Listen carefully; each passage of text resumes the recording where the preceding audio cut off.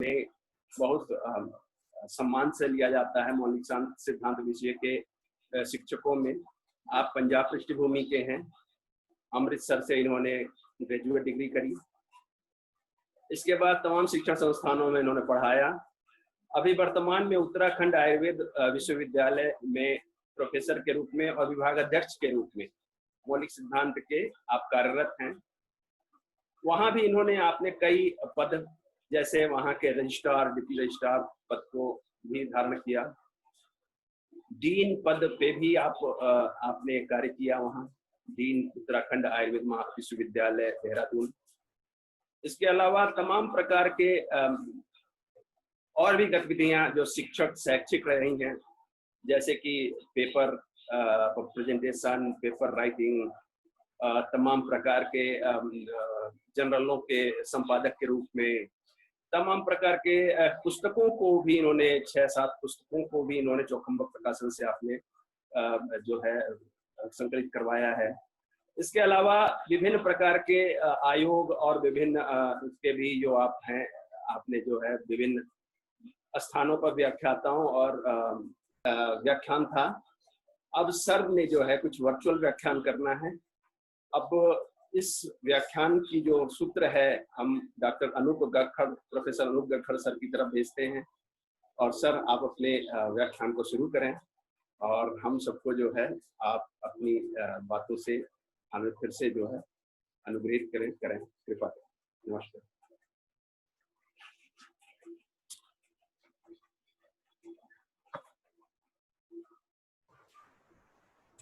नमस्कार।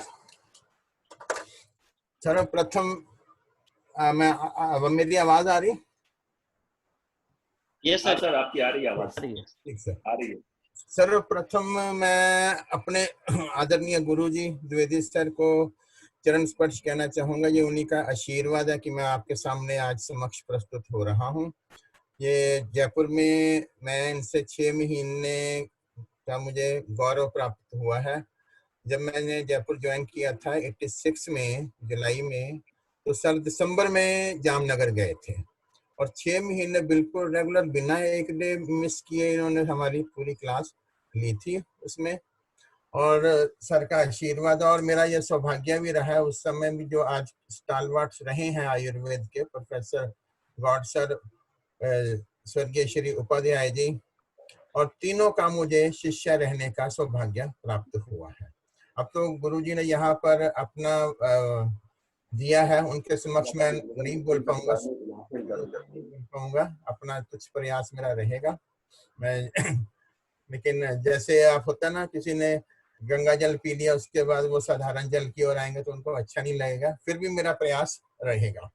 ठीक है, तो मैं समय मुझे 30 मिनट का मिला है, तो मैं उस वे से आपको कोशिश करूंगा। 1 मिनट में स्क्रीन शेयर।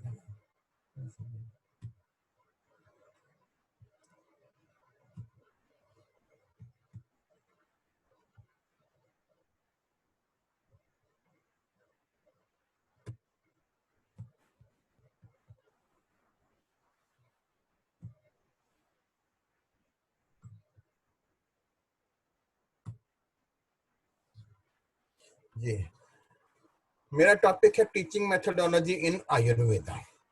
हम लोग सारे के सारे टीचर्स हैं और सारे के सारे ग्रंथों के ये ज्ञाता हैं, इसलिए मैं ऐसे टॉपिक्स को बहुत कम, जो विषय आप जानते हैं मैं उससे थोड़ा सा हटकर बात करूंगा आपसे।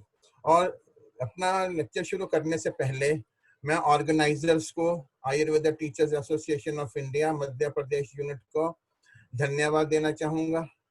इसमें doctor Ravi Kumar Shrivastava president, doctor Lokesh general secretary, doctor Rakesh Pandey, doctor Ashwini Vidyarthi, doctor Suraj Khodre, doctor Rajeev Kumar Shrivastava और डॉक्टर पीयूष जोनेजा जो इसको ऑर्गेनाइज कर रहे हैं। अपना लेक्चर शुरू करने से थोड़ा सा पहले मैं आपसे कुछ बात करूंगा कि हम ग्रंथ पढ़ाते हैं, सारे अध्ययन करते हैं। फॉर एग्जाम्पल कुछ ऐसे रेफरेंसेस मिलते हैं, मैं कुछ एग्जाम्पल्स लूंगा। जस्ट लाइक जब हम गुल्म की चिकित्सा करते हैं तो कफज गुल्म की चिकित्सा में लिखा हुआ है कि जो आसव, अरिष्ट, अर्श और गृहिणी, अर्श रोग और गृहिणी दोष की चिकित्सा में बताए जाएंगे, वो सारे के सारे गुण की चिकित्सा में प्रयोग होंगे, किए जाएंगे। ठीक है, ये अनागत वेक्षण तंत्र युक्ति का उदाहरण है। इसी तरह ऋतुचर्या के प्रकरण में मधु माधव से हम चैत्र मास को ग्रहण करेंगे, ना कि शहद को। ये प्राकृताख्या अर्थाश्रय का उदाहरण है। उसके बाद है, हम बहुत जगह पर पढ़ते हैं पुष्य नक्षत्र, तिथि नक्षत्र, मुहूर्त, है ना, संहिताओं में। तो ये वास्तव में ज्योतिष शास्त्र का विषय है और ये विद्या कल्पना का उदाहरण है। और आज की तारीख में अगर हम इसमें टीचिंग में ना होते तो निश्चित रूप से हम इन विषयों को, अगर कोई हमें कहे कि तंत्र युक्ति, अर्थाश्रय, कल्पना, है ना, सत्कार्यवाद, असत्कार्यवाद, पीलूपाक, पितृपाक, स्वभाव परमवाद, तो शायद हम इनके नाम भी ना जानते होते, जबकि उनकी प्रैक्टिकल एप्लीकेशन वहां पर रही है। इसमें कोई दो राय नहीं है। ऐसे बहुत सारे एग्जाम्पल है, ये जस्ट से आपको मैंने इसको इंडिकेट किया है। आयुर्वेद में हम चिकित्सा में हैं, ये हम बहुत भाग्यशाली हैं, क्योंकि ये कहते हैं कि जो व्यक्ति किसी का इलाज करता है, किसी की चिकित्सा करता है, उसको स्वर्ग जाने के लिए किसी अन्य सीढ़ी की आवश्यकता नहीं होती। हमारी आयुर्वेद में एंट्री हो गई है, ये हमारे लिए अपने आप में एक बहुत बड़ा प्रिविलेज है। ठीक है, और वैद्य के बारे में कहा है, हम सब जानते हैं कि वह यमराज के साथ मुकाबला करके यम पूरी जातीय प्राणियों के प्राण वापस ला सकता है। केवल एक ही कैटेगरी को ये विद्या, ये शक्ति, सामर्थ्य प्राप्त है ना। और लिखा हुआ है हमने ग्रंथों में लिखे, सुबह सुबह किसी वैद्य के दर्शन करना शुभ होता है। और आप जानते हैं कि अश्विनी कुमारों की पूजा तो भगवान इंद्र ने भी की हुई है, वो भी करते थे। जीवन दान से बड़ा कोई दान नहीं है। Means we are in Ayurveda, we are fortunate. ये बात हमें सबको रखनी चाहिए। और ये एक ग्रंथ है मुहूर्त चिंतामणि पीयूष धारा, कि सभी शास्त्र तो विनोद मात्र हैं, इनका पृथ्वी पर कोई दृष्टांत दिखाई नहीं देता, किंतु चिकित्सा शास्त्र, मंत्र शास्त्र, ज्योतिष शास्त्र ये पद पद पर विश्वास दिलाने वाले हैं। अतः जिनको इसमें अंगीकार होने का अवसर मिला है वो सौभाग्यशाली हैं। हमारे फेवर में बहुत सारे हैं, ये तो कुछ एग्जांपल्स दी हैं, जैसे सरफेस पे होती हैं, और गहराई में जाएं तो बहुत सारे ऐसे हमें मिल जाते हैं तथ्य। और ज्ञान की जहां तक बात है, हम कहते हैं, अभी मैं एक एग्जांपल आपको दूंगा कि तैत्तिरीय उपनिषद में लिखा है कि भरद्वाज ऋषि ने 3 आयु मतलब 3 लाइफ स्पैन तक अपने वेदों का अध्ययन किया, और जब उसको और पूरा करने के लिए जब तीसरी आयु खत्म हो रही थी, तो उन्होंने इंद्र भगवान से एक और आयु मांगी। तो भगवान इंद्र ने क्या कहा कि उनको 3 पर्वत दिखलाए और कहा ये 3 वेद हैं। पर्वत दिखलाए और एक मुट्ठी धूल की नीचे से उठाई कि ये आपका ज्ञान है। पूरी आयु पढ़ के इतने पर्वत में से एक हमने ज्ञान लिया। क्या लिया? छोटा सा एक धूल, मुट्ठी भर धूल ली। तो हम सारी जिंदगी लगे रहें आयुर्वेद का अध्ययन, हम सोचें कि हम 3 सालों में, 4.5 सालों में दे दें या पढ़ लें, हम खुद ही समझ जाएं, ये बहुत बड़ी एक उपलब्धि है, बहुत विशाल सागर है। इसलिए आप देखते होंगे कि जहां पर भी कोई आयुर्वेद के जो होते हैं डिफरेंट विद्वान होते हैं, वो अपने अपने ढंग से अलग व्याख्या करते हैं। मीन्स क्यों? क्योंकि असीम है इसमें पॉसिबिलिटीज, असीम है संभावनाएं, इसमें असीम है सारी। इसलिए यह ज्ञान बहुत ज्यादा है। तो हम जब टीचिंग की बात करेंगे तो हमें ऐसे फैक्टर्स को भी ध्यान में रखना है कि इट इज नॉट कि अगर 10 चैप्टर हैं या 20 चैप्टर हैं, टोटली 20 चैप्टर तक नहीं है। और भी एक बच्चों को भी हमने यही बताना आगे कि ये सिर्फ एग्जामिनेशन पास करने के लिए नहीं है, ये लाइफ लॉन्ग जुड़ने वाली चीज है। और जो एक डॉक्टर होता है, चिकित्सक है, वो जिंदगी भर विद्यार्थी होता है, वो जिंदगी भर के लिए विद्यार्थी रहता है। और अगर हम इतने ना देखें तो हमारे पास क्या क्या टॉप पे है, संहिताएं हैं, व्याख्याकार हैं, संग्रह ग्रंथ हैं, निघंटु हैं, और राजशास्त्र एक अलग विषय जो ऐड हुआ लेटर उसमें, और आधुनिक आयुर्वेद साहित्य।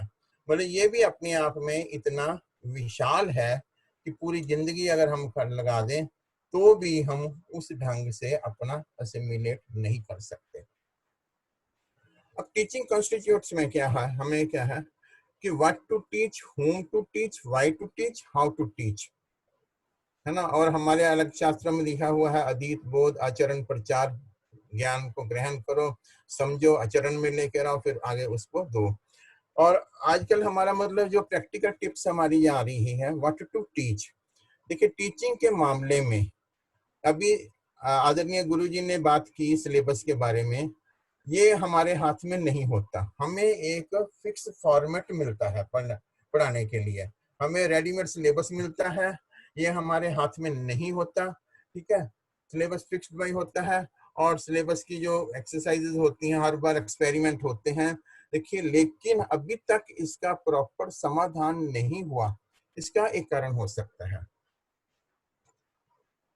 कि या तो सब्जेक्ट्स बहुत कॉम्प्लिकेटेड हैं हमारे, कि जिनको हम स्ट्रीमलाइन सुगमता के साथ नहीं कर सकते, और या जो डिसाइड करने वाले होती हैं उनके ऊपर कोई ऐसा प्रेशर होता है, या टॉप पे जो बैठे होते हैं जो करवा लेते हैं इस ढंग से, उनको इस विषय की समझ नहीं होती, क्योंकि वो हायर तो विद्वान करते हैं जो करते हैं इस पॉलिसी को, लेकिन वो कैसे चाहते हैं, या तो वो किसी प्रेशर में होते हैं इसलिए। और हम अभी सब जानते हैं, हम वेरियस ग्रुप में ये सिलेबस के बारे में मीटिंग से चलती रही, डिफरेंट विभिन्न विचारों का आदान प्रदान हुआ, ये हमने सारा का सारा चल रहा है। या तो देखिए सब्जेक्ट कॉम्प्लिकेटेड है, या इसका ऊपर वाली अथॉरिटी या समझ नहीं रही इसको। ठीक है, हमारे पास था whom to what to teach हो गया, उसके बाद whom to teach। whom to teach क्या हमारे पास अगेन जैसे शिष्य के लक्षण बतलाए हुए हैं, गुरु के लक्षण बतलाए हुए हैं ग्रंथों में, हम उनके आधार पर हम नहीं कर सकते। ठीक है, आजकल जो पैरामीटर है गुरु के वो एक डिग्री का उसमें ऐड कर दिया हुआ है। डिग्री ही जिसके पास है, वेदर ही इज कॉम्पिटेंट या नहीं है, उसको टीचिंग नहीं आती है या नहीं आती है, सब्जेक्ट की नॉलेज पूरी है, डिग्री है, तो ही इज कॉम्पिटेंट। और रही बात स्टूडेंट्स की, होम टू टीच, सबसे पहले हमारा एक नियम होता है जब भी हम किसी को पढ़ाते हैं, तो एक फर्स्ट पॉइंट होता है एंट्री बिहेवियर। एंट्री बिहेवियर का अर्थ होता है कि हम जिनको पढ़ाने जा रहे हैं तो उनका लेवल क्या है। जस्ट फॉर अभी जैसे हमारी डिस्कशन टीचर्स के साथ हो रही है और सब पढ़ा रहे हैं, तो लगभग ग्रंथों से सारे आप अच्छे से परिचित हैं ही हैं। जब पढ़ा रहे हैं तो डेफिनेटली हम अच्छे से परिचित हैं, तो उन ऐसे विषयों को मैं अधिक नहीं छेड़ूंगा कि ठीक है। और जो जहां हमें पढ़ाना होता है वो बिल्कुल नए होते हैं, क्योंकि और यही लेक्चर मैं अगर फर्स्ट ईयर के बच्चों को दे रहा होता या फाइनल ईयर के, तो वहां पर मेरा जो प्रेजेंट करने का ढंग है वो टोटली अलग होता। ठीक है, तो हमें यहाँ पर भी जाना, हमें डिफरेंट लाइफ टाइप के लेक्चर देने होते हैं, स्टूडेंट्स को भी देने हैं, फर्स्ट डे जिसका है आज क्लास में उसको भी देना है, और फाइनल ईयर में पहुंच गया, पीजी में पहुंच गया, और एक रीओरिएंटेशन प्रोग्राम में देना है। तो हम उनकी नॉलेज और उसके प्रीवियस लर्निंग एक्सपीरियंस को माइंड में रखना आवश्यक होता है। और ये ट्रेनिंग का एटीट्यूड क्या है, विलिंगनेस है भी है। जैसे आप बता रहे थे कि 1000 रजिस्ट्रेशन हुई हैं, लेकिन ज्वाइनिंग उस की तुलना में उतनी नहीं थी। ठीक है, विलिंगनेस है, कुछ दूसरा सर्कमस्टांसेस है। ठीक है, इंडिविजुअल डिफरेंस हमारे में और आप में सिर्फ हमारे पास ये है कि हम एक्सपीरियंस ज्यादा रहा, कि हमें ज्यादा समय मिला हुआ है। अभी जैसे आप लोग अभी कुछ जो अभी बिल्कुल फ्रेश में है या स्टूडेंट्स में है, उनको अभी अपने अनुभवों से सीखना होगा। और अगर हमारे मन में ये पिक्चर क्लियर है कि हम किसको पढ़ा रहे हैं, क्या लेवल है, तो उसका जो उनका स्टेटस है जो पढ़ा रहे हैं, जब हमें उनका ज्ञान होता है तब हम उनको उस ढंग से अच्छा पढ़ा सकते हैं। ठीक है, एक बात और याद में रखिए जिसको ज्यादा प्लेटफॉर्म पे डिस्कस नहीं किया जाता, लेकिन हम सब टीचर्स हैं और मैं इसको जरूर यहाँ पे शेयर करना चाहूंगा कि आप सब जानते हैं इस तथ्य को, कोई नया नहीं है, कि Ayurveda as a profession not a first choice for students, है ना। कभी भी बचपन में किसी ने ऐसे नहीं लिखा होगा अपना कि मैं अब बड़े होकर आयुर्वेद चिकित्सक बनना चाहता हूँ। ठीक है, निश्चित रूप से जब वो अपने टारगेट पे नहीं पहुंचा तब वो दूसरी ओर आने को सोचता है। ठीक है, उसके बाद है फिर जब इस प्रकार की कैटेगरीज बन जाती हैं आयुर्वेद, उसमें भी डिफरेंट वेरिएशंस हैं। उसमें क्या वेरिएशंस हैं कि एक तो वो होते हैं जिन्होंने बिल्कुल बॉर्डर पे मिस किया होता है, उनका जो लेवल होता है लर्निंग का, ग्रेस्पिंग का, सोचने का, वो अलग होता है। और एक वो स्टूडेंट्स की कैटेगरी होती है जो बड़ी मुश्किल से उस फील्ड में घुसने को लायक बना पाए हैं, नीचे से उसको लायक बना पाए हैं। और एक ये और उसमें क्या होता है, आजकल ओपन एडवर्टाइजमेंट भी देखी है मैंने, आप लोगों ने भी देखी होंगी, कि attending students, non attending students की, अटेंडिंग स्टूडेंट्स की फीस अगर 2.5 लाख है तो नॉन अटेंडिंग की 3.5 लाख है। अब जहां पर नॉन अटेंडिंग आ गया वहां तो आप उसको ज्ञान से ओतप्रोत कभी कर ही नहीं सकते, वो ऑलरेडी कोई काम कर, उसको सिंपली एक डिग्री चाहिए समाज में, और टीचर जितना मर्जी अच्छा भी क्यों ना हो वो उसके टेक केयर नहीं कर सकता। ठीक है, और जो अटेंडिंग वाले हैं, अटेंडिंग वालों के लिए अभी आता कि performance comes with passion not with pressure, ये यूनिवर्सल रूल है एक हमारा, कि हम जो भी काम करते हैं अगर उत्साह के साथ करें, हम उत्साह के साथ करते हैं तो डेफिनेटली उस वर्क की क्वालिटी अच्छी होती है, उसकी क्वालिटी बहुत अच्छी होती है। और अगर डंडे से किया करवा दिया जाए कि पढ़ा दिया जाए, और यहाँ तक मुझे लगता है कि हमारे प्रोफेशन में पैशन से बहुत कम लोग एंट्री करते हैं, लेकिन बाद में अपने आप को अडॉप्ट कर लेते हैं। देखिए, जिंदगी में खुश रहने का ना एक सिद्धांत है, जो चीज अच्छी लगती है उसको जुनूनी बन के प्राप्त कर लो, जुनून डाल दो, पूरा का पूरा, पूरे एफर्ट्स लगा दो अपने और उसको प्राप्त कर लो, खुश रहोगे। नहीं तो अगर नहीं होता तब हमारे पास दूसरी ऑप्शन क्या है, जो मिल गया उसको पसंद करना शुरू कर दो, उसको अपनी जिंदगी में आत्मसात करना शुरू कर दो। संतरे की इच्छा की, नहीं मिले नींबू मिले, उसकी इतनी प्रिपरेशन अच्छी बना लो कि वो अपने आप ओवरशैडो हो जाए। तो ये एक सिद्धांत इसमें मतलब काम व्यवहारिक रूप से काम करता है उसमें। अब क्या होता है, अब अगर हम समाज की पिक्चर लें अपने आयुर्वेदिक डॉक्टर्स की, तो क्या होता है, बहुत सारे डॉक्टर्स हम आयुर्वेद के इतने गुणगान गाते हैं, बहुत गाते हैं, लेकिन आपको आयुर्वेद प्रैक्टिस करने वाले चिकित्सक बहुत कम मिलेंगे। ये मैं टोटलिटी में की बात करता हूँ, जितने नंबर रजिस्टर्ड हैं हमारे पास, ठीक है, जितने नंबर हमारे पास रजिस्टर्ड हैं उनको हम उनके जो परसेंटेज करेंगे हार्डली 5 to 10% से ज्यादा नहीं मिल पाएंगे, मैं बता दूं। बाकी लोग आयुर्वेदिक प्रैक्टिस में उसमें पार्टिसिपेट करते हैं, और जब टेबल के ऊपर हम जब भोजन करते हैं, कोई चीज ठीक नहीं बनी हमारी आइटम, तो हमारा सीधा ध्यान जाता है किचन की वर्किंग ठीक नहीं है। और आयुर्वेदिक डॉक्टर्स के लिए जो किचन है वो क्या है, हमारे Ayurvedic colleges. It means they have not been given faith, या उन्होंने अपने सामने कुछ ऐसा देखा नहीं है कि जो अल्टीमेटली उनको समाज में खड़ा करने के लिए सहायता करें। ठीक है, और क्या होता है, बहुत सारे जो थीसिस होते हैं, राइटअप होते हैं, रिसर्च वर्क होते हैं, इवन की नोट एड्रेस होते हैं, वो जो सेमिनार्स पे होते हैं, वो क्या है, वो गुड कंपाइल्ड वर्क होता है, जिसको हम रिसर्च का नाम देते हैं ना। बहुत बार वो बिखरा बिखरा जो मैटर है हमारे वहां पर, उसको एक रिसर्च वर्क का नाम दे दिया जाता है जब हम उसको इकट्ठा कर जाते हैं। एक बुक में किसी टॉपिक के बारे में 100 रेफरेंसेस हमने 100 इकट्ठे कर दिए और एक हमारा लेख तैयार हो गया, और थोड़ा सा उसमें मॉडिफिकेशन करके हम उसको एक रिसर्च वर्क का नाम दे देते हैं और वो रिसर्च वर्क के नाम से छप भी जाता है।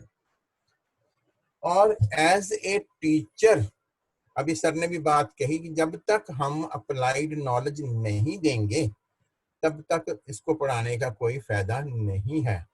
Come out with knowledge of applied aspect, ठीक है, और आयुर्वेद के प्रिंसिपलों को साथ उनको तालमेल स्थापित करें, ठीक है। संगीत संहिता बेस्ड नॉलेज होनी चाहिए, उनको ये पता होना चाहिए कि अल्टीमेट सोर्स ऑफ नॉलेज जो है वो कहाँ पर है, संहिताओं में ही है।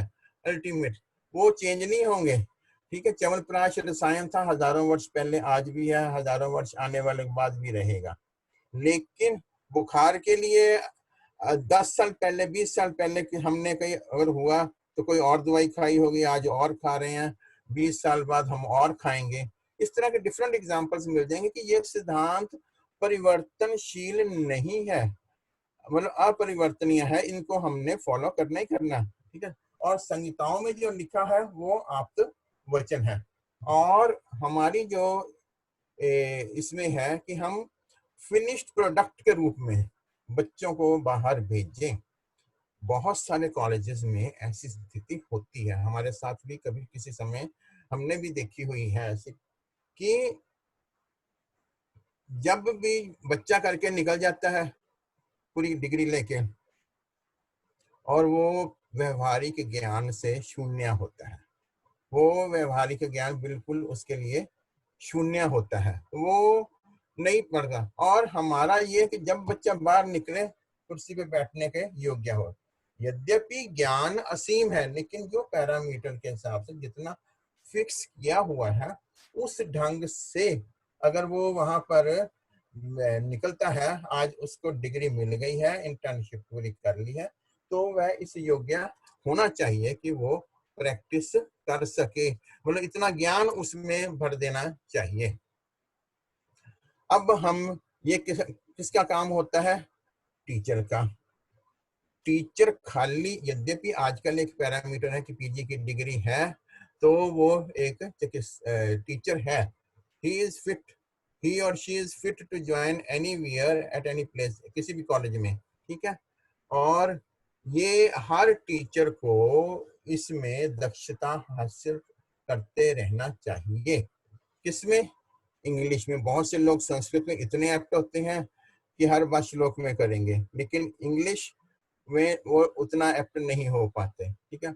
अब बहुत से लोग जो लगभग हमारी जनरेशन के हैं, या अगर उन्होंने अपने आप को अपडेट नहीं किया कंप्यूटर से, इंटरनेट से, तो वो पिछड़ जाएंगे। संस्कृत की नॉलेज, हिंदी की नॉलेज, ये यद्यपि कुछ जगह पर ओरिजिनल लैंग्वेजेस भी चलती हैं, लेकिन इन ग्रंथों को समझने के लिए और हम अपनी बात इंटरनेशनल प्लेटफॉर्म पर रख सकें, उसके लिए इन चीजों की आवश्यकता है। अगर किसी को इसमें कहीं पर भी कमी, तो सीखते रहे। आजकल सीखने के लिए कोई वो ऐसा नहीं है कि अब ट्यूशन के लिए जाना पड़ेगा, और आप घर बैठे कंप्यूटर पर बहुत अच्छी अच्छी इंटरनेट पर कोर्सेज, वीडियो सबकी अवेलेबल हैं। और एक कंडीशन जो है, अभी सर ने एक बहुत अच्छी बात कही थी कि जब तक हम आमने सामने नहीं रहेंगे तो फ्लो ऑफ नॉलेज का वो नहीं लाभ हो पाएगा उतना। टीचर रेगुलर होना चाहिए। अब क्या हो रहा है, बहुत जगह पर ऑन पेपर टीचर इसमें से भी है, तो आज प्रण कर ले वो कि ये कुपरंपरा का त्याग करेगा। ये वास्तव में आयुर्वेद के लिए एक बहुत आत्मघाती कदम है। हम कुछ पैसे के लालच में हम ये पाप कर्म ही कर रहे हैं। अपराध बोध है ये सारा सीधे का सीधा, कभी भी ये उसमें शिक्षा के अनुकूल अनुरूप नहीं है। ये कि अगर हम रह कहीं और रहे हैं, पढ़ा कहीं और रहे हैं, तो पढ़ा नहीं रहे, हम प्रैक्टिस कर रहे हैं, तो ये एक अपने आप में बहुत बड़ा एक हमारे अपने अंदर का ही एक धब्बा है। और इसलिए टीचर शिष्य कहते हैं ना, एक टीचर स्टूडेंट का जो रिश्ता होता है वो परस्पर जैसे, और डॉक्टर और पेशेंट का रिश्ता, आत्मा से आत्मा का जैसे मिलन होता है ना, मीन्स टोटली आप लोग उसमें खुल जाते हो। ऐसे जहां पर किसी को अच्छा टीचर मिल गया लाइफ में, लाइफ चेंज हो जाती है। वो में क्षमता होते हुए भी वो नहीं बदल पाते अगर उनको कोई ऐसा टीचर नहीं मिल पाता। और हमारे जैसे सब्जेक्ट्स के लिए चैलेंजेस क्या रहते हैं हम पढ़ाने के लिए, कि हम कहते हैं कि शरीर रचना, शरीर क्रिया, द्रव्य गुण देख लीजिए, अगर तंत्र देख लीजिए, शल्य शलाक्या और काय चिकित्सा, पंचकर्म, चरक संहिता सुश्रुत संहिता से बाहर नहीं है। एक तो हम संहिताएं अपने ढंग से पढ़ते हैं सारे के सारे, और एक वहां पढ़नी पड़ती है। बट आप देखो कि बहुत सारा जैसे कॉम्प्लिकेटेड हो जाता है ना, सिलेबस की डुप्लीकेसी हो जाती है, कि डुप्लीकेसी दूसरे ढंग से भी है, वो भी अगले पॉइंट में मैं लेता हूँ। तो हम कैसे, मतलब हम चरक में भी पढ़ा रहे हैं, सुश्रुत सिलेबस में नहीं है, वाग्भट में भी पढ़ा रहे हैं, अष्टांग हृदय में भी पढ़ा रहे हैं, और फिर वही टॉपिक बच्चा शरीर रचना में भी पढ़ता है, शरीर क्रिया में भी पढ़ेगा, द्रव्य गुण में भी पढ़ेगा, बहुत सब इंटरलिंक। ऐसा मतलब हमारा दोष है, हमने क्या किया है, हमारा जो मोटो है, जो आधार है, उसको हमने, बेस तो हमारा इसका है, संहिताओं का है, निघंटुओं का है, और हमने बांट दिया उस सिस्टम के अंतर्गत जो मॉडर्न सिस्टम में अडॉप्ट किया गया, कॉपी किया गया है। मतलब fitting A square peg in A round whole, मतलब ये सिलेबस के अंदर ही है हमारे पास। जो समस्या का समाधान इतने सालों से नहीं हो रहा ना, वो यही है कि हम इसको भी छोड़ना नहीं चाहते, हम उसको भी नहीं छोड़ना चाहते। संहिताएं बेस्ड रहती हैं, कॉपी कर ली हमने उस पैटर्न की जो वहां पर पढ़ाया जाता है। डुप्लीकेसिटी ऑफ सिलेबस हमने ऋतुचर्या फर्स्ट ईयर अष्टांग हृदय में भी पढ़ाई, ठीक है, सेकेंड ईयर चरक में भी पढ़ाएंगे। हमने वेग धारण करने से संबंधित होने वाले रोग अष्टांग हृदय में भी पढ़ाए, और फिर वहां पर चरक में भी पढ़ाएंगे। तो बहुत सारे टॉपिक्स जो चिकित्सा के चतुष्पाद वाग्भट में भी हैं, उसमें भी हैं। तो सिलेबस मतलब डुप्लीसिटी एक इस ढंग से भी हो जाती है। और जब मैं स्टूडेंट था, मुझे याद है विषम ज्वर का टॉपिक आना, हमने मलेरिया लिख देना, पास हो जाना बड़े आराम से। आमवात का टॉपिक आना, रूमेटॉइड आर्थराइटिस को डिस्क्राइब कर देना, हो जाना। मधुमेह आना या प्रमेय आना, डायबिटीज लिख देनी, बहुत सारे टॉपिक उसमें हमने कर देने। ये जो ऐसे शंकाएं हैं या ऐसे कंट्रोवर्शियल टॉपिक चलते हैं, वो आज भी चल रहे हैं। उसके बाद है हमारे पास कंट्रोवर्शियल बहुत से टॉपिक है, जैसे क्लोम है, अभी तक संदिग्ध चल रहा है। बहुत से ऑथर्स ने बहुत सारे विचार प्रकट किए हैं। और एक आइडियोलॉजी क्या होती है, वर्ल्ड जो है ना, कि वो आप्तोपदेश को नहीं मानता, हम मानते हैं, और वास्तव में ठीक है, लेकिन हम इसको जस्टिफाई इस ढंग से नहीं कर पाते। इसलिए जो अभी प्रेजेंट सिनेरियो चला पेंडेमिक का, उसमें बहुत चर्चा में रहे ये, और लेकिन उनकी वैलिडेशन ना होने से तो इनको वो ड्यू रिगार्ड नहीं मिला, ठीक है। उसके बाद है आप्तोपदेश बेस्ड है हमारी, और बहुत सारे रोग ऐसे हैं जिस पे हमें वो नहीं मिल पा रहा कि हम इनको क्या नाम दें। लेकिन यद्यपि चरक संहिता में कहा हुआ है, तो इसमें लज्जित होने की कोई बात नहीं है, कि हम जो सीख रहे हैं वो हम दोषों के आधार पर हम सारी की सारी चिकित्सा कर सकते हैं, लेकिन हम वर्ल्ड को वैसे नाम नहीं देते। और हमारे पास क्या होता है, जब भी कोई डिजीज आती है समाज में, तो आयुर्वेद परिवार की ओर से, फैटर्निटी की ओर से एक संकेत जाता है। एड्स आया था कि ये आयुर्वेद में वर्णित ओज विषय है। और हम कितने अमीर हैं इसका मैं आपको बता देता हूँ, कि जैसे क्या नाम है, अश्मरी की ट्रीटमेंट है ना, कहा कि विषम पथ पे चलते जाओ, है ना, रथ के ऊपर, और पत्थरी टूट गया। लोग इसको हंसी मजाक करते थे बहुत समय पहले। जब उसके ऊपर नोबेल प्राइज मिला, सबकी आंखें इसके ऊपर केंद्रित हो गई। बायोलॉजिकल अलार्म हमारे में दिनचर्या का वर्णन है, कैसे करना चाहिए, है ना, उसके ऊपर हम लोग नहीं मानते ब्रह्म मुहूर्त, और ये उतना आजकल तो सर्कमस्टांशियल कंपल्शन भी ऐसी हो चुकी है कि हम उसको नहीं मानते, बहुत से लोग मतलब फॉलो नहीं कर पाते। लेकिन बायोलॉजिकल अलार्म के ऊपर भी जब नोबेल प्राइज मिला तब ये हमारे लिए बहुत एक गर्व की, और हम पूरी आयुर्वेदिक फैकल्टी इस पे बड़े खुश हुई। लेकिन हमारे पास और बहुत सारे ऐसे खजाने हैं कि एक एक लाइन में है। हम कहते हैं कि हाथ धोकर भोजन करो, WHO कहता है करोड़ों अरब रुपए वो चले जाते हैं कि इंडियंस हाथ धो के भोजन करना शुरू कर दें तो उनके कितने करोड़ों अरब डॉलर बच जाएं। और हमारे एक लाइन में लिखा है कहीं इतना करो, तो हम लोग नहीं मानते। इतने एक एक दो दो शब्दों के सूत्र हैं, लेकिन हम लोग हाईलाइट उसको नहीं कर पाते। इसलिए हम मतलब कम्युनिकेशन गैप है। ऐसा नहीं है कि हमारे पास ज्ञान नहीं है और उस ज्ञान को हम व्यवहारिक रूप से प्रयोग नहीं कर पा रहे हैं। ठीक है, मैं एक दो एग्जांपल्स दूंगा, वैसे सब परिचित हैं ऐसे। जैसे ज्वर के निदान और उसमें बताई हुई है, चिकित्सा में बताया हुआ है कि इसके निदान बताए हैं, लेकिन लगभग 14 से अधिक कारण है। जैसे वमन का वेग रोकने से, छर्दी का वेग रोकने से, अधिक व्यायाम करने से, दही के अनुचित प्रयोग करने से, दिवा स्वपन से, अनुचित दिवा स्वपन से, मधुर रस के अति सेवन से भी ज्वर बताया हुआ है, विरुद्ध आहार से भी बताया हुआ है, अधिक भोजन से भी बताया। इस प्रकार के डिफरेंट कारण मिल जाएंगे। इसी तरह जो टॉपिक की डिस्क्रिप्शन मिलती है हमें, क्योंकि जब हम पढ़ाएंगे ना बच्चों को तो हमें उनको साथ साथ ये ज्ञान देना पड़ेगा कि शिरो रोग चरक सूत्र स्थान 17 में बताया हुआ है, चिकित्सा 26 में बताया हुआ, सिद्धि स्थान 9 में भी बताया हुआ है। ये कुछ एग्जाम्पल्स हैं, और भी ऐसे टॉपिक्स हैं। ठीक है, प्रमेय मधुमेह के निदान संप्राप्ति सूत्र में ही मिलती है ना। Sushruta Samhita is the first text to describe madhumeha separately, prameha separately. ठीक है, उसके बाद निदान स्थान के चौथे में है, चैप्टर चिकित्सा स्थान के 6ठे अध्याय में है।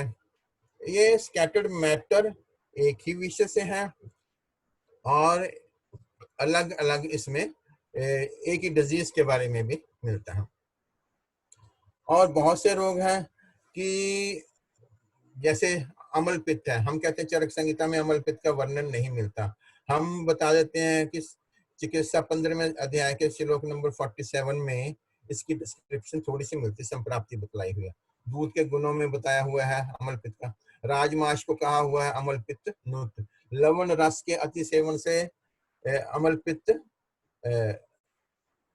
की उत्पत्ति होती है। कुलत्थ को अमल पित्त में अग्रे कहा, कुल अमल पित्त जनन में कहा हुआ है। ठीक है, इस प्रकार का आमवात के दो रेफरेंसेस मिलते हैं चरक संहिता में। एक मिलता है कांसारित की इंडिकेशन में 12वें चैप्टर में, और एक पांडु रोग की चिकित्सा में बतलाया विशाल आदि फांट उसकी इंडिकेशन में। तो ऐसे हमें तब तक फोकस में इसको लाना पड़ेगा, है ना।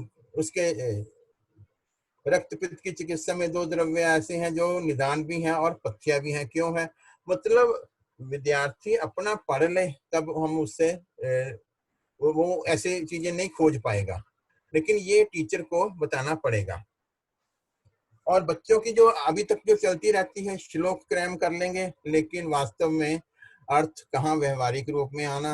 अभी भी बता देंगे जो उसको 25 श्लोक याद कर लीजिए, लेकिन आप जब उनकी आंसर बुक देखते होंगे, सब टीचर्स हैं तो देखते होंगे बहुत इंटरेस्टिंग आंसर भी कई बार देखने को मिलते हैं उसमें। ठीक है, फिर प्रैक्टिकल एग्जाम में आप जानते हैं कि बहुत बार कागजों में भी हो जाते कुछ जगह पर। ये मेरा अपने एक्सपीरियंसेस रहे हैं इसलिए।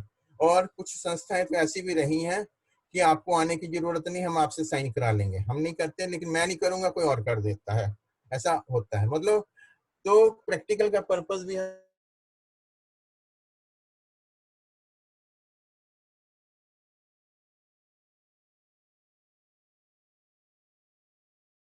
प्रॉपर रिलेशन डेवलप हो पाया या प्रॉपर मेथोडोलॉजी नहीं डेवलप हो पाई, इसलिए समाज में आपको आयुर्वेद डिग्री धारक 90% डॉक्टर आपको एलोपैथी की प्रैक्टिस करते मिलेंगे। तो ऑब्वियसली है, और आयुर्वेद महान है। आयुर्वेद की जितनी भी हम गाथाएं गाते हैं उसमें से अधिकतर ज्यादातर जो गाथा गाने वाले आयुर्वेद के ही लोग हैं। इस बात को ध्यान। हमें कब सफलता मिलेगी? जब पब्लिक गाएगी। पब्लिक कब गाएगी? जब उनको उसमें से लाभ मिलेगा।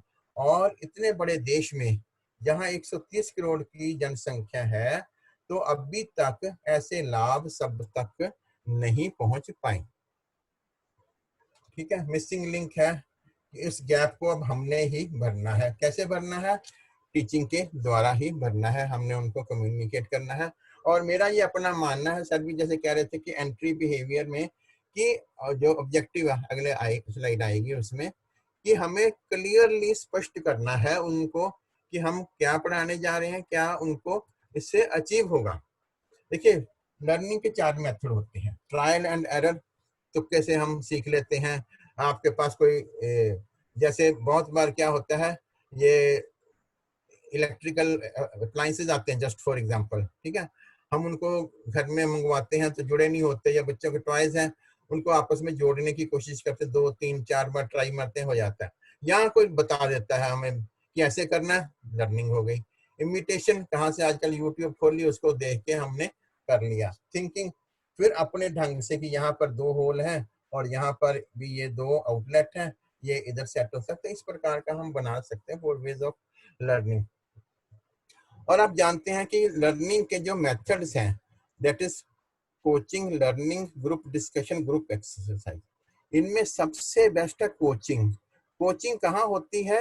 1 to 1, एक टीचर हो और एक स्टूडेंट, सीखने वाला एक स्टूडेंट हो और सिखाने वाला एक ही टीचर हो। एक टीचर तो एक होगा, तो वो कैंडिडेट के अनुरूप अपने आप को ढाल लेगा। कैंडिडेट सुपर इंटेलिजेंट है, वो भी अपने आप को, टीचर भी अपने आप को अपडेट करेगा।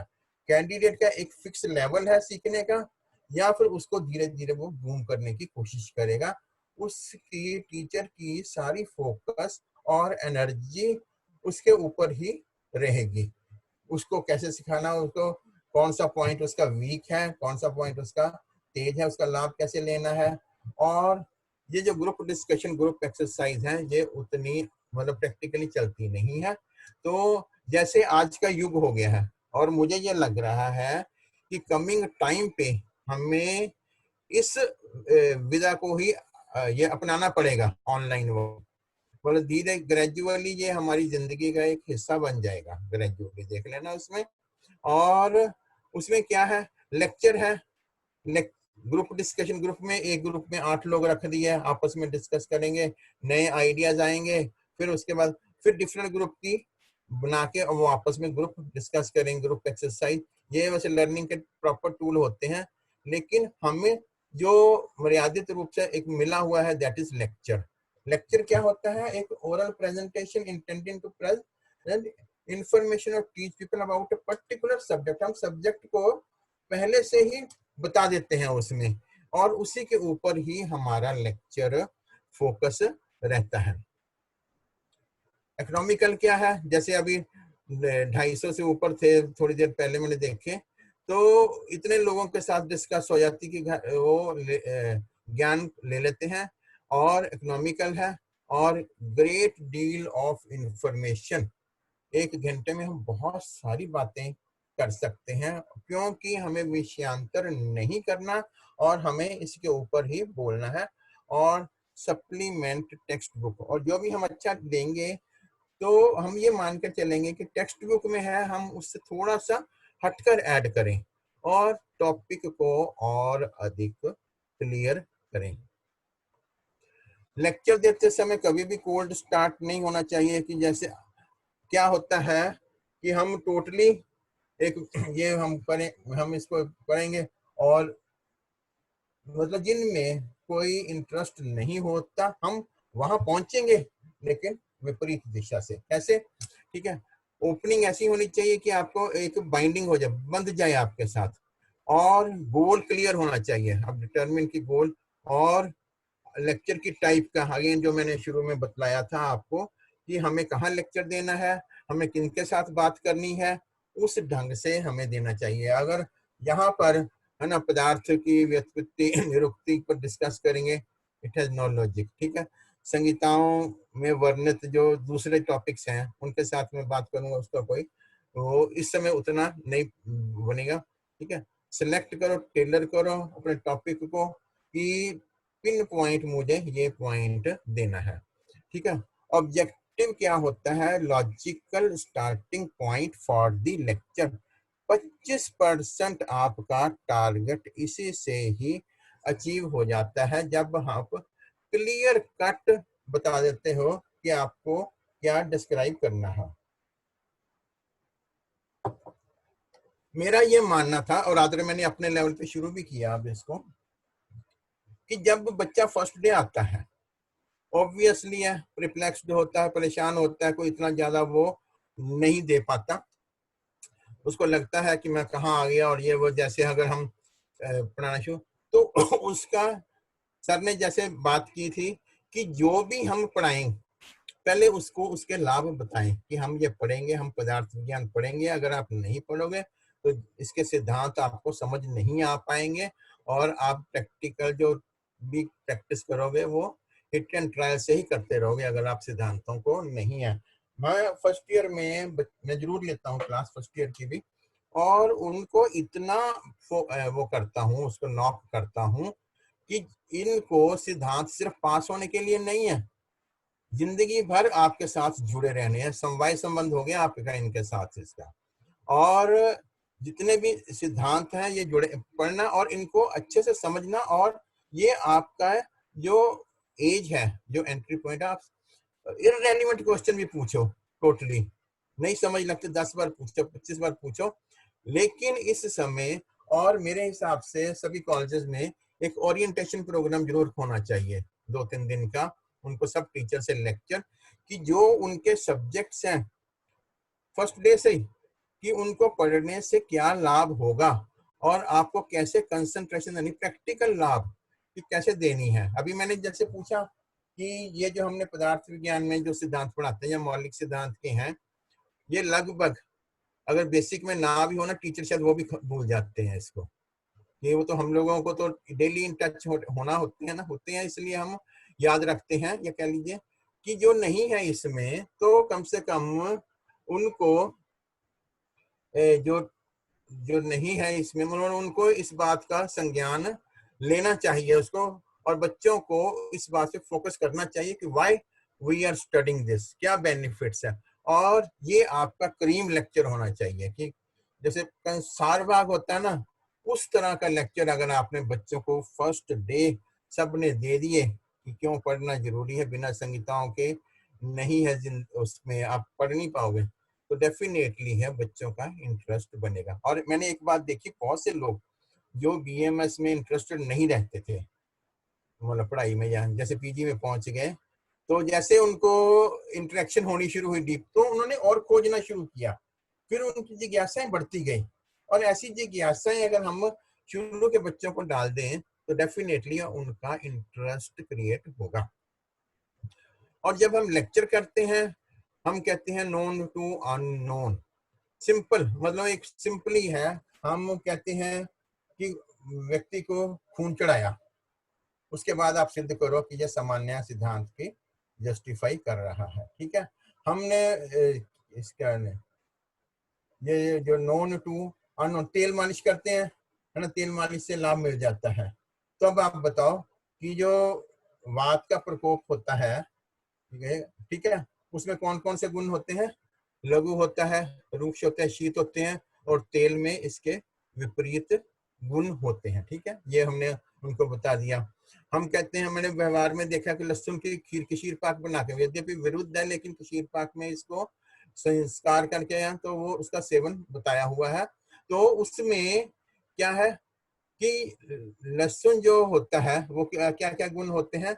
वो इसमें उष्ण होता है और स्निग्ध होता है और गुरु होता है, और पक्षाघात में वात प्रकोप में इसके विपरीत गुण, उष्ण की जगह पर शीत होता है। ठीक है, और रुक्षता अधिक बढ़ जाती है। इस प्रकार के गुण जो है वहां पर अगर हम व्यवहार में जो हम प्रैक्टिकल एप्लीकेशंस देखते हैं उनका अगर अप्लाई करते हैं, मतलब वहां से शुरू करोगे तब आपको सारी जो थ्योरी समझानी क्लियर हो जाएगी।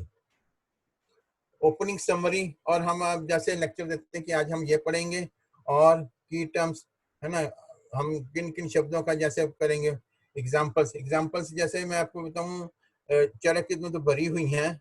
जैसे गर्भवती स्त्री की रक्षा किस प्रकार करनी चाहिए, जैसे कोई व्यक्ति तेल का भरा हुआ घड़ा लेके जा रहा है बिना छलकाए, means you have to be very careful. उन्होंने एक लाइन में इसको कह दिया। महागंध हस्ती योगा अगतन चिकित्सा स्थान 23 में बताया हुआ है कि जिस प्रकार माता का पानी ग्रहण नहीं होता, वासुदेव की पराजय नहीं होती, ठीक है, समुद्र कभी सूखता नहीं, मतलब ये तो dead sure take it granted है कि इनमें नहीं होगा। इसी तरह इस योग की विफलता नहीं होती कि वंस यू हैव यूज, इसलिए आपने इसी को प्रयोग करना है। जलते हुए घर में हम डाल देते हैं पानी, आग बुझा देते हैं, ऐसे ही हो पित्त में विरेचन कराने से लाभ होता है, एकदम रोग खत्म हो जाते हैं।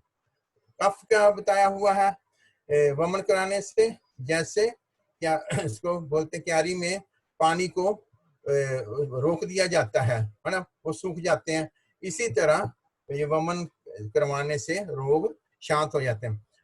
किसी भी वृक्ष की जड़ को पोषित करने से वो प्लांट हरा भरा हो जाता है। इसी तरह ये बस्ती की एग्जाम्पल, जड़ काट देने से वह सूख जाता है। इस प्रकार के अनेक उदाहरण हैं। अभी एनालॉजीज हैं, और इसमें विजुअल बैकअप, विजुअल का मैं बताता हूँ आपको। एनालॉग उसमें क्या है, अभी उसमें दिया हुआ है गुणाक्षर न्याय, आप सब जानते हैं, है ना, बहुत अच्छा एग्जाम्पल है। क्वैक्स के द्वारा जो चिकित्सा ठीक हो जाती है, कि जैसे गुण एक अक्षर बना देता है, that is matter of chance, ठीक है। विजुअल बैकअप क्यों करना है, क्योंकि मोर देन 70% जो हमारी वो होती है लर्निंग, जैसे हमारे माइंड में रिटेन कर पाते हैं, वो विजुअल के द्वारा ही सबसे अधिक है। विजुअल बैकअप के द्वारा, विजुअल जो है और पावर पॉइंट हम देख रहे हैं, इसका माइंड में इमेज जो है सीमेंटेड हो जाता है। सुनते हैं वो 13% रहती है उसमें ना। तो जैसे क्लास में हमने पढ़ाया, बिना पावर पॉइंट के पढ़ा रहे हैं या बिना उसके, तो वो कम उसकी होती है, लेकिन वहाँ आमने सामने रहने से उसको ये रहता है। और जैसे आजकल ऑनलाइन क्लासेस चलते, तो एक पॉसिबिलिटी ये भी होती है कि बच्चे वो नहीं ले पाते, क्या नाम है, कि कुछ नहीं, मोबाइल ऑन कर दिया, है ना, और वीडियो ऑफ कर दी और चले गए इधर उधर, म्यूट, अपने आप को म्यूट कर दिया। तो अब जो नहीं सीखना चाहता, आप उसको जबरदस्ती कैसे सिखा सकते हैं। लेकिन फिर भी हमारी अप्रोच रहनी चाहिए कि हम ऐसा दें कि बच्चा जो है कि बिना टीचर के, देखो टीचर की इंपॉर्टेंस आगे बताता हूँ मैं, कि आप अपने आप की कल्पना करिए, ये अगर मैं इस क्लास को नहीं पढ़ाता, ये बच्चों को नहीं पढ़ाता, ये मेरे से ये संपर्क में नहीं आया, तो इसको किस चीजों से वो वंचित रहेगा। और अगर वो मेरे संपर्क में आ गया है, तो हम उसको क्या बेनिफिट उसको मिलेंगे। और एक जैसे परंपराएं चली आ रही हैं, उनको फॉलो करने के बजाय अपने आप को खुद क्रिएट करो अपने रास्ते उसमें। और टीचर को नहीं पता होता कि वीकेंड की उसकी जो इम्पैक्ट है कहाँ कहाँ तक जा रहा है, उसको इन्फ्लुएंस कहाँ खत्म हो रहा है, एक टीचर को नहीं पता, एक अच्छे टीचर के लिए, ठीक है। हम जानते हैं कि अगस्त्य ऋषि ने तप के प्रभाव से समुद्र को मुट्ठी में चुल्लू भर पानी में रूप में पी लिया था।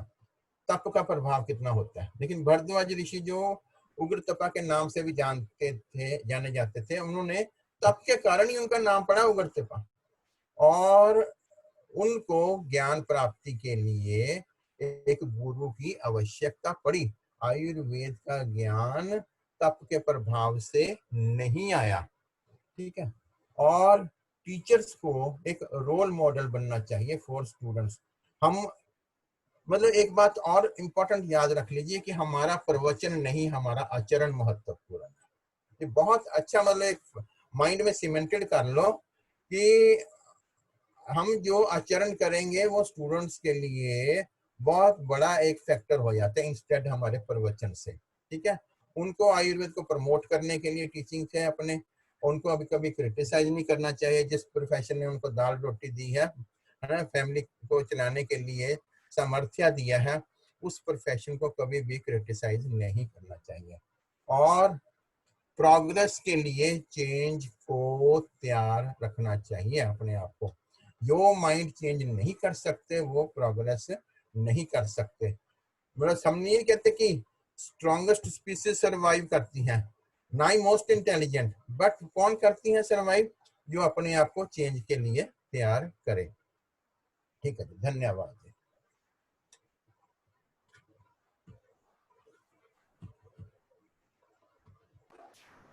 हाँ, कुछ प्रश्न हैं, हाँ जी, हाँ जी, कुछ हैंड रेज है, मैं उनको अनम्यूट करने की करता हूँ, उनके हाँ प्रश्न जी, आते हैं। ठीक है। हाँ, एक डॉक्टर देवानंद उपाध्याय हैं हमारे, अगर हमको समझ में आ रहा है कि ये बीएचयू के लेक्चरार हैं। हाँ, इनका हैंड रेज है। और हेलो, हाँ जी, हाँ जी। हाँ, तो बोलिए देवानंद जी। जी सर, प्रणाम। हाँ, नमस्कार, बोलिए। सर, पहले तो प्रोफेसर राम बाबू द्विवेदी सर और प्रोफेसर अनूप कुमार कक्खड़ सर को मैं प्रणाम करूंगा। उन्हें पहली बार सुना और बहुत अच्छा लगा। सर, मैं एक क्वेश्चन पूछना चाहूंगा। बचपन मतलब जब एंट्री किया तभी से था मेरे दिमाग में। हम लोगों के इतने रिसर्चेस, थीसिस और डिसर्टेशंस वगैरह आते हैं इतने टॉपिक्स पे, तो क्यों हम लोग इसको अपने सब्जेक्ट के एक्सटेंशन में इंक्लूड नहीं कर पाते? हम लोग इस बात से क्यों घबराते हैं कि हमारी मूल संहिताएं वैसे ही रहें और उसको एक्सटेंशन के तौर पे क्यों नहीं एक्सटेंड कर पाते?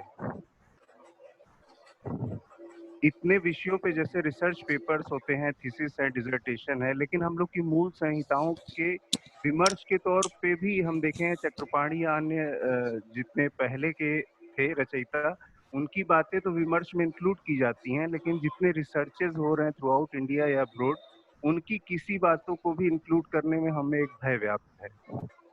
तो हमारे रिसर्चेस और थीसिस और डिसर्टेशन का फिर क्या फायदा हुआ? हाँ जी। तो ये बात एक कटु सत्य है।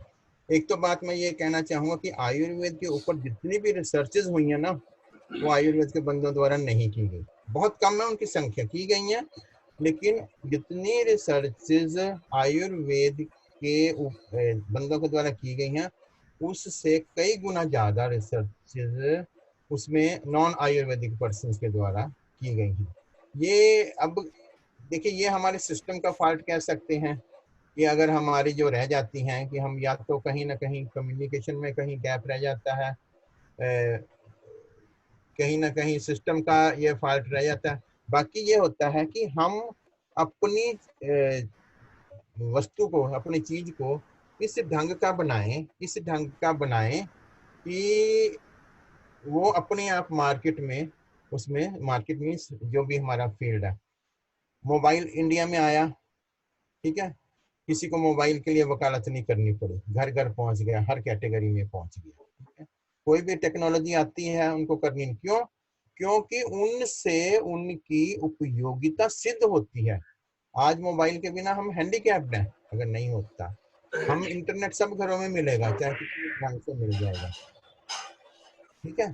तो ये कहीं ना कहीं हम या तो, और आयुर्वेद की सबसे बड़ी प्रॉब्लम क्या होती है कि रिसर्च आयुर्वेद की पैरामीटर्स उनके, है ना कहीं square peg in A round whole, कहीं ना कहीं ये कमी रह रही है। इसके ऊपर वर्क होना, मतलब होना चाहिए। और ये मतलब आपने बहुत अच्छा इसको किया, लेकिन शंकाएं तो ये रहती कि हमें कैसे, हमें करना चाहिए और हम प्रेजेंटेबल। मैंने अभी एक बात और भी कही, बहुत से जगह पर हमारा जैसे लोगों का ना इंटरनेशनल लेवल पर एक्सपोजर बहुत कम है, बहुत कम लोगों का है। और यहाँ कहीं हमारे पेपर किसी न किसी उसमें रह रहे होंगे, यही हो सकता है। बाकी सिस्टम है आयुर्वेद के प्रति कोई इतनी फ्रेंडली लॉबी भी नहीं है। ऊपर वाले जो बैठे हैं, अभी आपने देखा था कुछ जैसे पेंडेमिक काल में कुछ मेडिसिन वगैरह के इश्यूज हुए हैं, चलो उतने बड़े वो नहीं थे क्राइम जैसे जो कर रहे हैं, लेकिन कहीं ना कहीं हमारे सिस्टम में कमी, हम इसको कह सकते हैं। अच्छा, मैं एक प्रश्न पूछने वालों से मैं एक बात और भी स्पष्ट करना चाहता हूं कि डॉक्टर प्रोफेसर राम बाबू द्विवेदी जी भी साथ में हैं। तो आप ये भी स्पष्ट करें कि प्रश्न आप किससे कर रहे हैं, है ना। तो अभी दूसरा प्रश्न कोई डॉक्टर हेमलता जी हैं, वो पूछना चाह रही हैं। प्लीज आप पूछिए। हेलो, और किससे पूछना चाह रही हैं ये भी बताएं।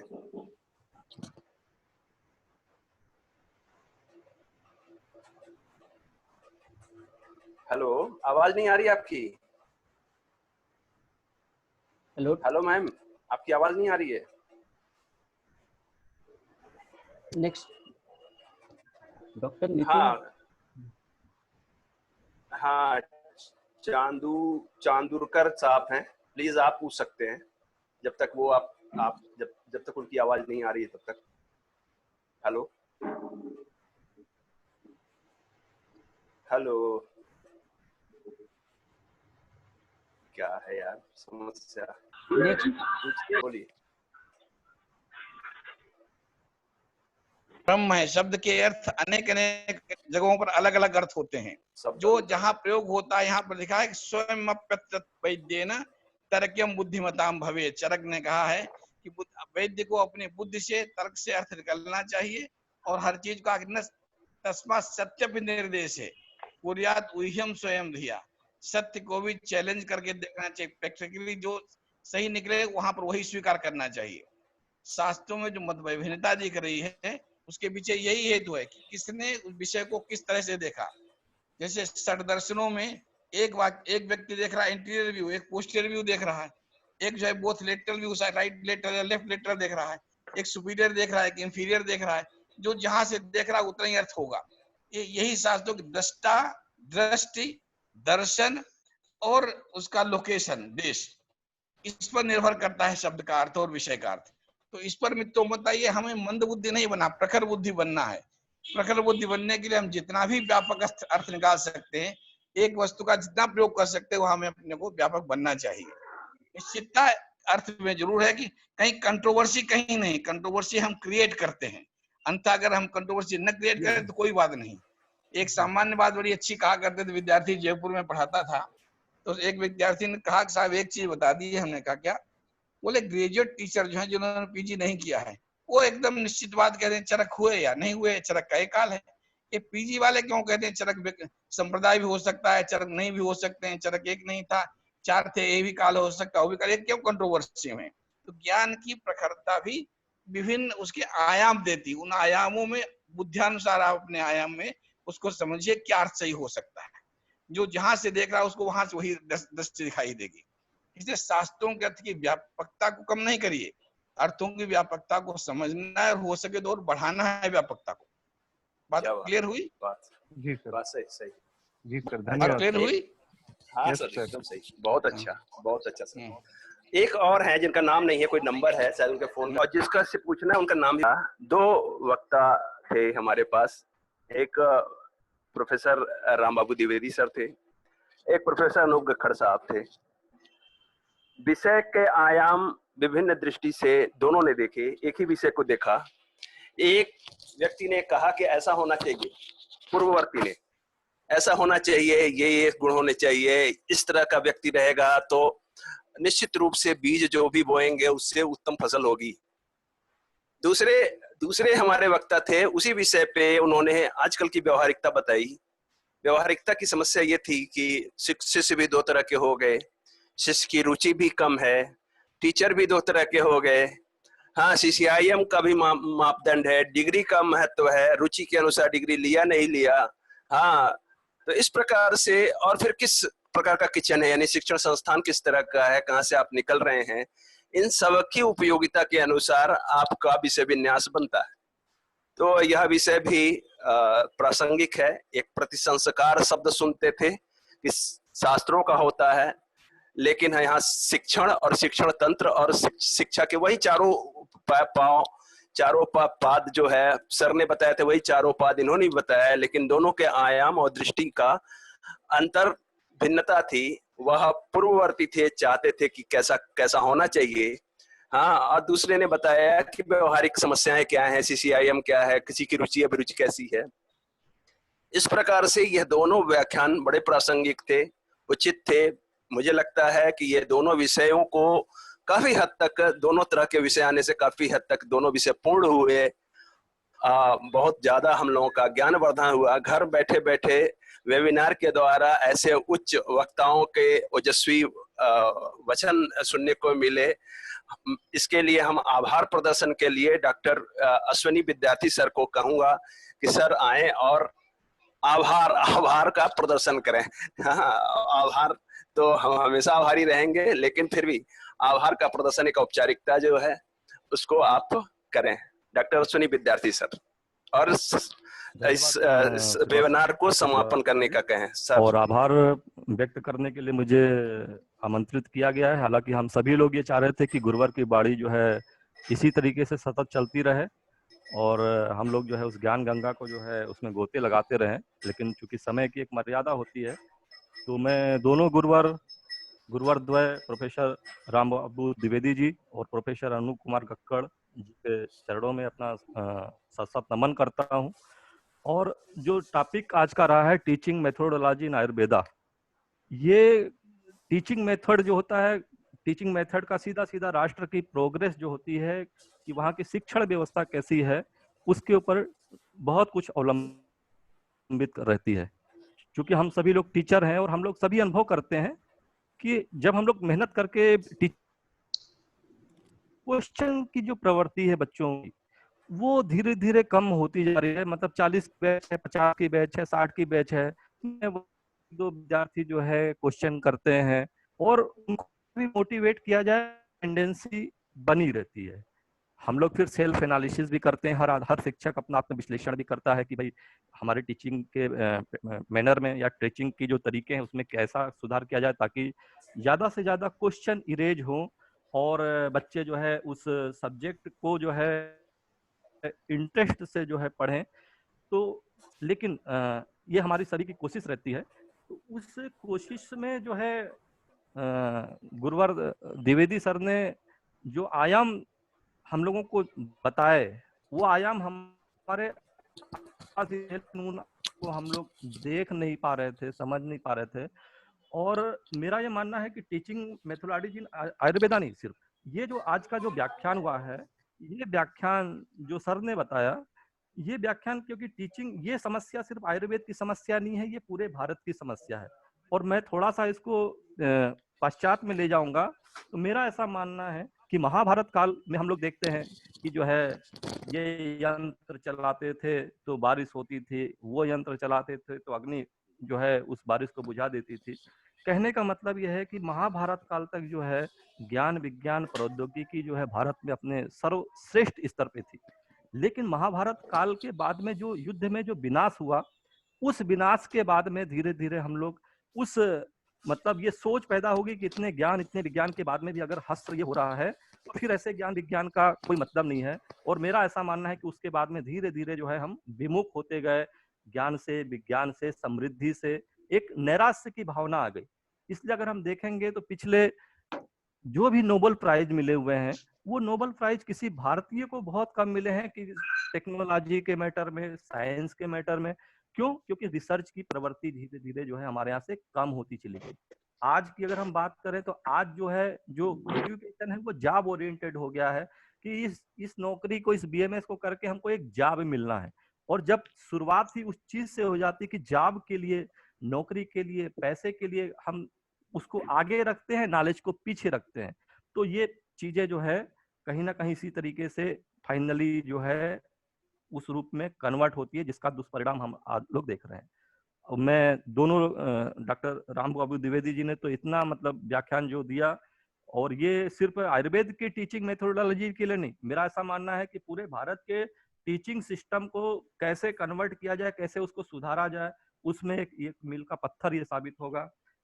प्रोफेसर अनूप कुमार गक्कड़ जी ने जो ह्यूमन साइकोलॉजी है उसको कैसे हम जो है टीचिंग मेथोडोलॉजी में सेल्फ के साथ में भी जोड़ें और बच्चों के साथ में भी जोड़ें, उस ह्यूमन साइकोलॉजी को, उसका जो महत्व है टीचिंग मेथोडोलॉजी में, उसको इतनी अच्छी तरीके से इंटरप्रिटेट किया कि आज हम लोग ये सभी लोग ये चाह रहे थे कि लेक्चर जो है कंटिन्यू इसी तरीके से चलता रहे, लेकिन समय की मर्यादा है। तो मैं दोनों गुरुवर द्वय का जो है सत अभिनंदन करता हूं। और आभार शब्द मैं इसलिए नहीं कहूंगा क्योंकि आगे भी हम उनको सुनना चाह रहेंगे, क्योंकि अभी तो सागर है दोनों लोग, और सागर की कुछ ही बूंदें मिली हुई हैं, तो ये सागर की जो बूंदें हैं इनकी वर्षा हम पे अनवरत होती रहे।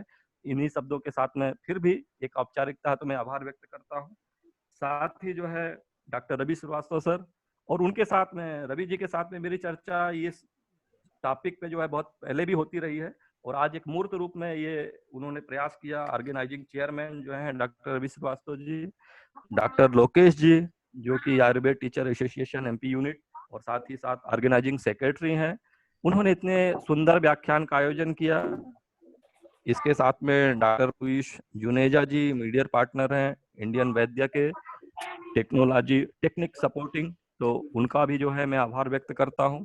इसके साथ में भारतवर्ष से जुड़े हुए तमाम शिक्षक, हालांकि हम लोग तो लाभान्वित हुए हैं, लेकिन आप सभी का सहयोग रहा जो इतना भव्य जो है आज वेबिनार पे कार्यक्रम हुआ और उसमें हम लोग लाभान्वित हुए, तो उनका भी जो है मैं आभार व्यक्त करता हूं।